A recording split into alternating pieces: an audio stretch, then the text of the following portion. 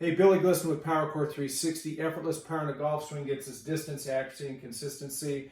We're in the second part of our series where we're talking about feel it, rep it, and practice it. Today we're focused on the hip turn to the backswing. We're going to do 3 activities. The first one, standing hip turn. It's an activation and strength drill. It's going to work on the muscles around the hips, pelvis, and core. So as we turn our shoulders back, we want the spine, and more importantly for this drill, the hips to turn back and load as well into the body sling. Secondly, we're going to go into a feel it drill. We call it standing hip turn with a stick.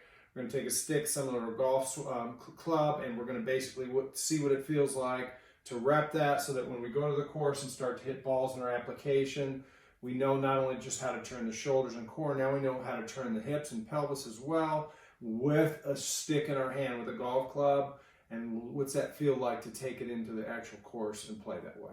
Okay, we're going into our activation strength drill. I've got a hip harness hooked up onto my hips and pelvis. I'm using an orange band. You'll probably start with a black band or gray band, something lighter than this. I'm going to get into my addressed posture. Remember, I'm only doing 2 to 4 reps, so I'm not spending hours. I'm spending literally seconds and minutes.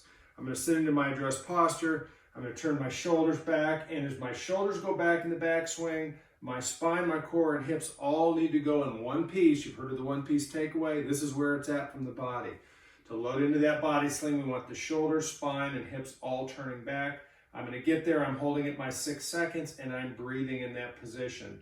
I'm holding it. It's like doing a bunch of sets, but because I'm holding it for 6 seconds, I only have to do 2 to 4 reps, and that's like doing 4 or 5, 6 sets of 10 reps if you were in the weight room, right?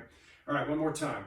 Sit in my addressed posture, turn the shoulders, turn the hips back, get to my in position, hold it there, breathe, hold for 6 seconds. After that, I rest 15 seconds, 2 to 4 reps, and you're done. Okay, I'm gonna do my standing hip drill with the stick. This is a feel drill. I wanna get the feel with a stick in my hand to feel what it feels like to actually rotate my hips and pelvis and have a stick in my hand to simulate what the golf club's gonna feel like. I've got my PowerCore 360 hip harness on. I've got a black band in this case hooked to my right hip. I'm going to sit into my addressed posture. And just like I was doing before, I want to turn my shoulders, but I now want to focus on this band is going to give me the feel of, as I turn my shoulders, how to actually get my right hip to turn out of the way with the turn of the shoulders. So let's do that. Sit into addressed posture. Sit back into my hips, load into the hips a little bit, loading backwards. And all I want to do is just turn my shoulder and my head back out of the way and let the club shaft go up and load.